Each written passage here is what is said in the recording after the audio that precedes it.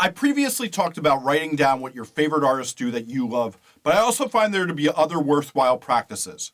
For some, finding their voice isn't a hard process, but for others, it takes some digging inside for what's compelling to them.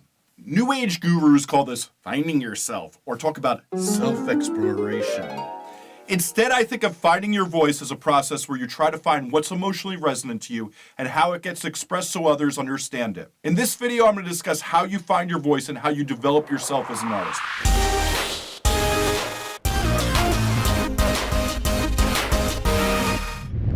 Hi, I'm Jesse Cannon and this is Musformation. So let's talk about finding your voice. And I like that term since voice is a larger metaphor. When you speak, you use a certain vocabulary along with speed, accent, and dynamics that make up the sound of your voice. Your voice contains parts that are naturally a part of who you are, as well as part of others you've picked up details from. When you express yourself musically, you do the same exact thing. Forming a collage of who you naturally are that also picks up small qualities from others that you use to convey what you think about each day. An often overlooked aspect of singing is that we're commonly doing an imitation of someone else's singing style. The sounds we make when we sing usually come in the form of an affected accent or a pronunciation of words that's far from the way we actually talk. A singer's voice isn't one absolute sound. In fact, many singers are capable of doing various inflections with their voice. These inflections can make them sound English when they're actually from the Bay Area. Green Day. Loud, confident, and audacious when they sing, yet their speaking voice sounds nothing like that. Michael Jackson. Or an alien with an odd accent. Kendrick Lamar. And the list goes on. It's a rare occurrence when a singer sings or raps the same way they talk. Each singer is picking up accents, turns of phrases, inflections, melodies, and vocabulary from those they admire, and blending it into a performance that hopefully sounds unique to themselves, as well as furthering an emotion they're exuding. By forming a collage of what they've enjoyed that furthers their expression, they build a signature all of their own. While there are some parts of your voice that are naturally embedded in who you are physically and genetically, we have countless ways to change that timbre. As well, this isn't to say that your most authentic voice is singing exactly the way your talking voice sounds. In fact, it can be highly creative to affect your voice in a way that gives your performance even more emotional resonance. All these affectations, when employed to give more resonance, can be the best way to enhance an emotion in a vocal performance.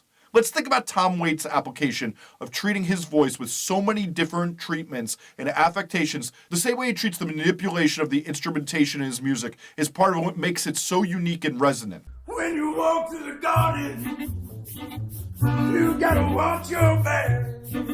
The Clash's masterful use of different voices traded off between the three singers of the group furthers the storytelling quality of their songs. Police walk in for Jimmy Jazz.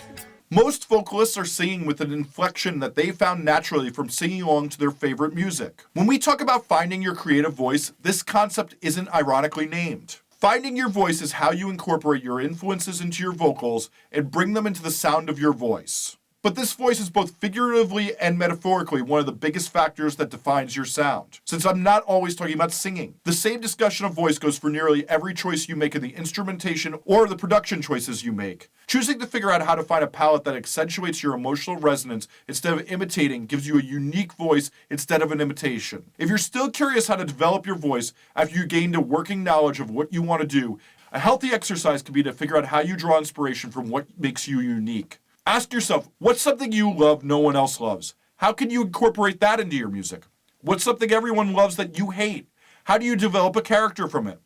What's missing in music and can you take it to a new level? Try not to barf as I quote Ayn Rand's short-sighted worldview in The Fountainhead, but she says, we create because we're dissatisfied with what already exists.